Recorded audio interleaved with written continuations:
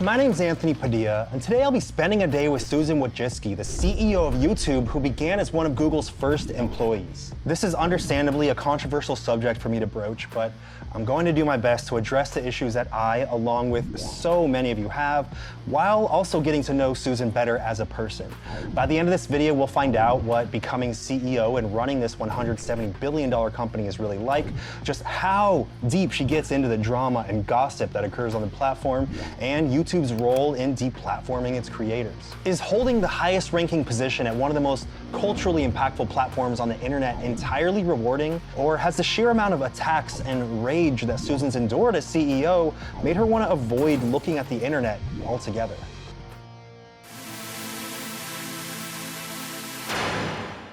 Hello, Susan. Hello. Do you remember the first time you heard about YouTube and what you thought of it? So I first heard about YouTube from the very, very beginning. I worked on a product that Google had before YouTube, which was called Google Video. For a variety of reasons, YouTube started growing in a very compelling way. And at the time, we lived in this world where there was only traditional media and no one had really thought about, like, could a normal person just upload and become a star? And I realized there was a whole new wave of storytelling, and that's why I was such a strong advocate for Google to really invest here. That's so interesting that you were on that side of it, seeing that potential, while I was on the content creator side, seeing the potential of it. Their little slogan was broadcast yourself. And I was like, whoa, I can upload content. And I remember uploading our first video with Smosh and then seeing feedback from people, like 12 comments just blew my mind that people were there and ready to interact immediately. What made you feel like you were the right person to take lead in this hugely influential platform? It was really, Larry Page, who is the founder of Google, who offered me that role. And I immediately knew that I had to decide right then and there. You had to decide within that conversation if you wanted to be CEO of YouTube? Within a second. And it was an easy choice. I knew. I was like, yes, I love YouTube. I think it's amazing. Were you even able to think about the huge undertaking that you were about to undergo? No, I had no idea. You're like, I'll figure it out. Future me can worry about that. How stressful is this job? You're trying to appeal to the creators, the viewers, the advertisers, the investors, the lawmakers, like so many people at once. There are definitely stressful moments. Like, first of all, I've done this for a long time. And the fact that I have done it for so many years gives me some perspective on it, that whatever the issue is, I know that we can work through it. But I think what is really hard about this role is no matter what you do and how well the platform's doing and how well it's growing, you're always going to have a lot of constituents who are saying you're not doing enough of one or the other. I'm sure there's a couple commenters right now saying some things like that. I recognize that there's so many creators and small businesses, and they're dependent on the decisions that we make. And I take that very seriously, and I want to do a good job. In the end, all these hard conversations, like, the reason I love doing it is because of the stories that we hear about the impact it has. And that's why at the end of the day, I'm committed. Is there anything that you do to prevent yourself from experiencing burnout? Well, for me, the biggest thing is to focus on what I'm excited about. I also need to have a break. I think that's one of the hardest things about this job is I could do this job 24 hours a day and it wouldn't be enough. No, there's always an email to respond to, always an issue that needs to be addressed. There always is. I need to at some point just stop. Do you have time that you schedule to put your phone down and just get away from your work for a little bit? I mean, I schedule at the end of the day. I have to stop. Even if I'm not done, I have to stop. And I have to get time to exercise and be outside and see friends and family. So you're telling me self-care is important? It's very important. It's amazing. The next morning, usually I look at it, it's like, oh, that problem isn't so bad, and I just power through it. But at night, it looked like I'd never get through it. But with that said, there are certain elements to YouTube that make it very, very difficult to do that. Considering creators are competing with over 500 hours of content being uploaded to YouTube every single minute and an ever-evolving algorithm that's exhausting to keep up with, are you aware of the burnout that this creates for creators? We actually looked across a large number of channels. I believe it was millions of channels over a 6-year period to understand what happened to creators' channels when they did take a break. And what we saw is that on average, their viewership and engagement was equal or greater when they returned. Really? Yes, really. We really want creators to know they can take a break. Do you think it's just kind of like this innate human behavior, this reaction to seeing success to kind of feel like, oh, I can't take a break, I need to continue this momentum? Or do you think it is something intrinsically designed within the YouTube platform that makes people feel like they have to continue going at full throttle nonstop? It is a competitive space. You know, the environment changes, culture changes very quickly. And so I don't know if it's YouTube specific as it is just media. And how many hours a week do you spend consuming content on YouTube? I mean, I probably watch YouTube at least an hour every day, just personally. That's me on a very low day. Like for me, it's probably like well, I watch it 3 hours too, at least. But I mean, when I watch it for work, usually those are like different kinds of videos. Sometimes they're like videos that are like of something that's gone wrong. Many creators feel constant pressure to optimize every single aspect of their content with increasingly eye-catching titles and thumbnails, as well as the pressure to keep viewers from clicking on the competing related videos that display alongside their content. Do you have any plans to ease this burden on creators? To you, it might seem like competing content, but I think to viewers, it might seem like lots of options and an opportunity also to discover different creators, right? Creating content on YouTube has obviously like changed my life for the better. I would not be who I am today without YouTube. But then again, you know, someone might ask me about like the struggles, what's it like creating content on YouTube? I can say something like, imagine that you're in a work environment that doesn't always lay out clear guidelines for what's rewarded and abruptly changes those guidelines and expectations and puts the onus on you to interpret your own performance metrics in order to succeed. What kind of impact on an employee's work and general well-being do you think this creates? In some ways, all jobs have some amount of uncertainty in them. It's not always clearly laid out for you, and it can be competitive and difficult. But on YouTube specifically, like we want to communicate more with creators, and we have a huge initiative to try to make sure that we're doing everything we can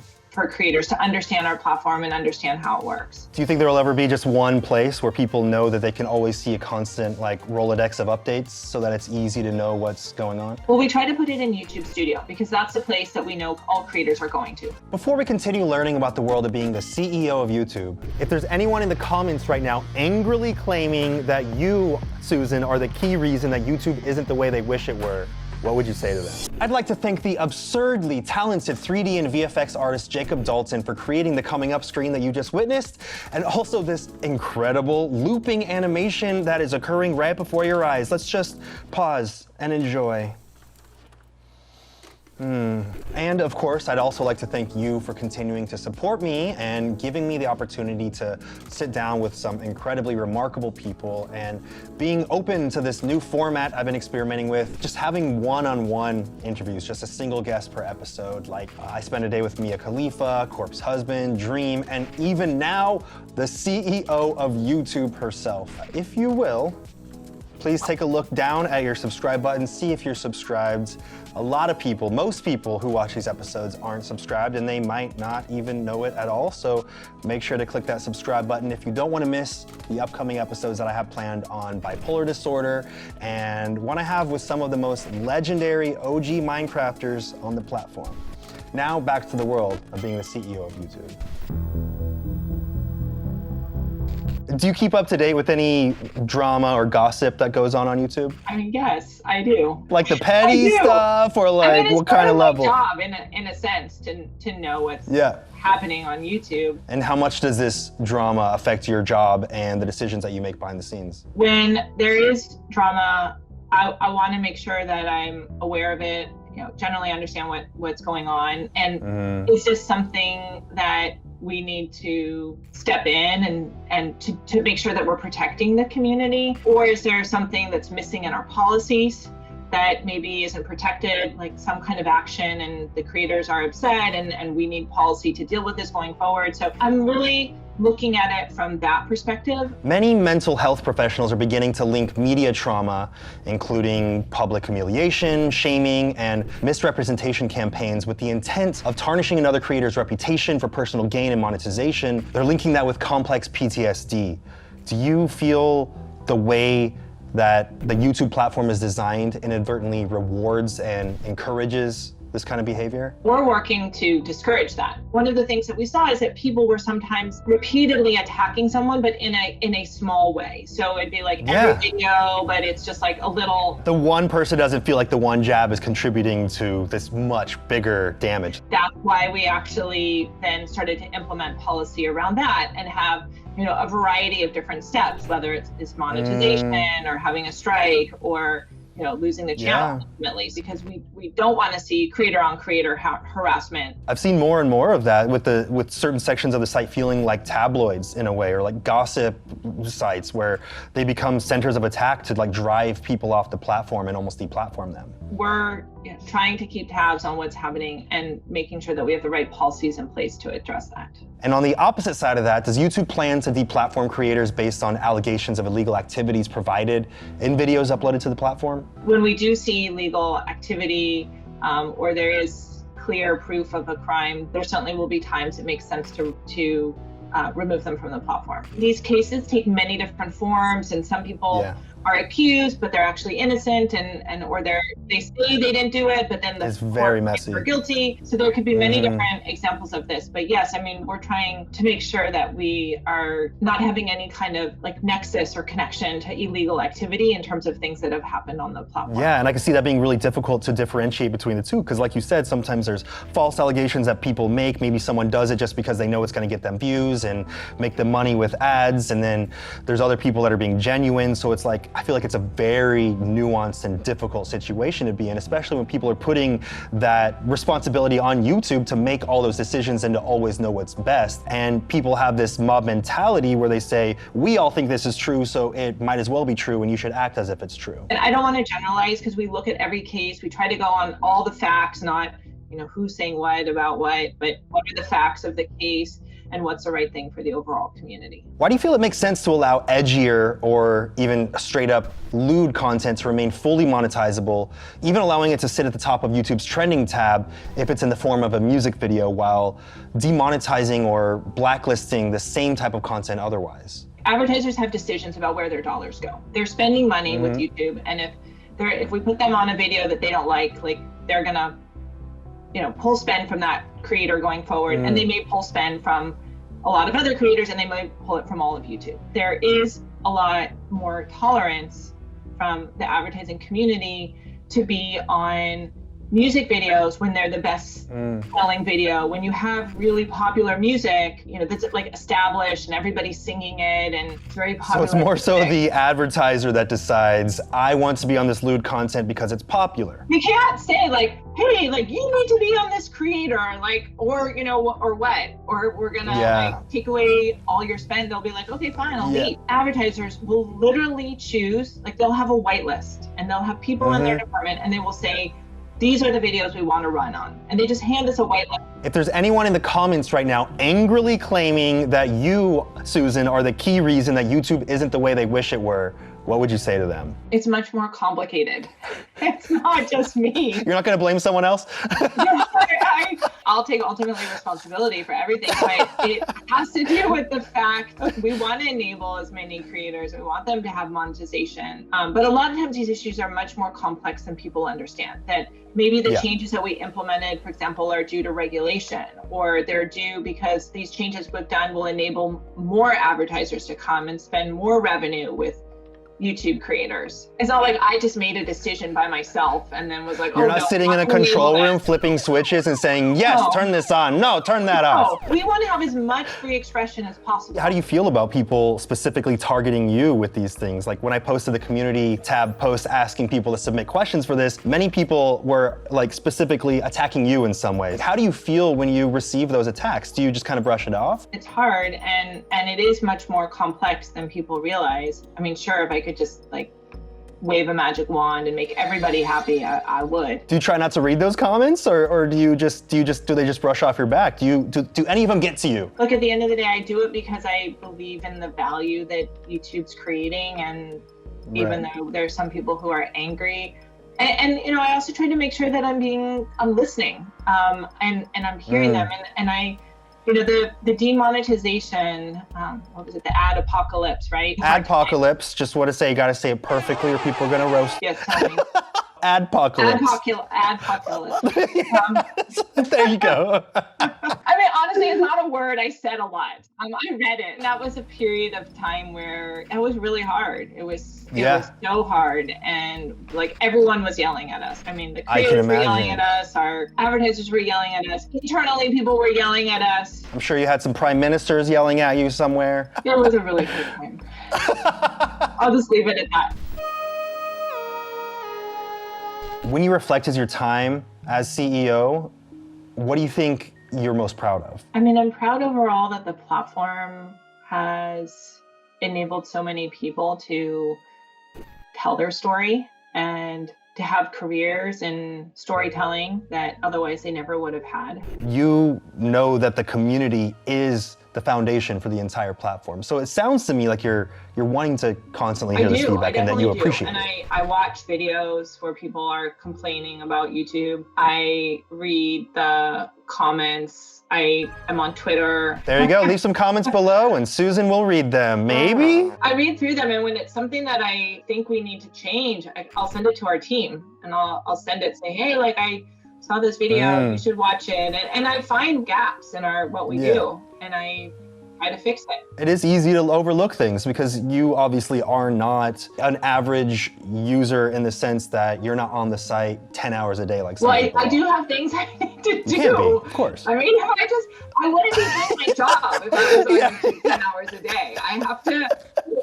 You're like, I just consume YouTube now. I don't even manage it anymore. I wouldn't be doing my job. What do you think is the biggest misconception about you? There are, issues that I just don't want to fix. A lot of times there are much deeper, and they're more complicated. You criticized us on our monetization around sexual content. I personally feel these topics and the people affected by their discussions are extremely important, despite YouTube's advertisers blacklisting this content from being discovered. Because I saw it as a point of view of like a journalistic perspective, having conversations that I feel could be incredibly impactful and helpful for many people, but yet YouTube sees the word sex and says this can't happen. Even though I'm like, there's a YouTube for kids out there. Like, this is YouTube, this is standard YouTube. This is okay for this side of YouTube. And one of them was around monetization. And that you're like, oh, well, YouTube has made this decision. Videos discussing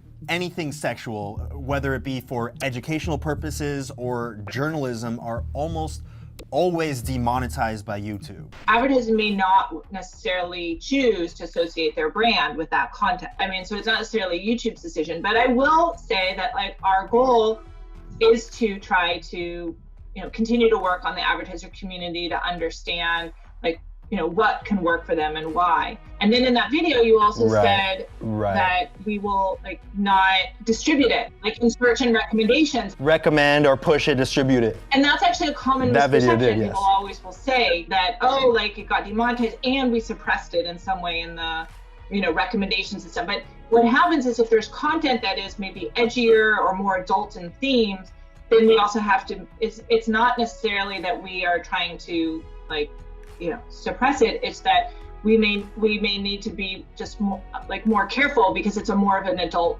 type of content. In reality, things are just much more complicated. There are many aspects about why we're making the decisions that we are. So you're telling me there's nuance. All right, you got 5 seconds to shout out to promote anything you want directly into camera. Go. Thank you to all the creators for all your incredible work. And I'm going to do everything I can to continue to grow the community in the best way I can. Subscribe to the Anthony Padilla channel. Subscribe to the Anthony Padilla channel right here, right now. Right? You want me to point down? Well, there you have it. I spent a day with Susan Wojcicki, the CEO of YouTube. And I feel like I understand where she's coming from and her position a little bit more. And the thing that actually struck me most was just how willing it sounds like she is to listen and try to understand the issues that so many of us are having with the platform. Also, how it's a natural inclination to place full blame on the CEO of any company, but of course, there is so much more nuance to the way that companies actually work behind the scenes. I really hope to spend another day with her soon to see how many of our concerns have actually been addressed, and also to see how much Susan's life has changed as well.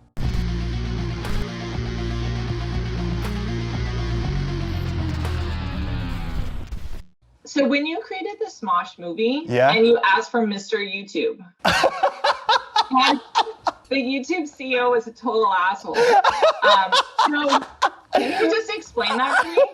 The idea of it was just, wouldn't it be funny if this guy needs to be an asshole because it's funny? And I don't think that it was much deeper than that. I mean, it wasn't based off you or anything, I swear. Just checking. Did you actually watch that? I watched that scene, yeah. I did think it was funny. I did think it was great. Smosh the movie. Susan Wojcicki approved.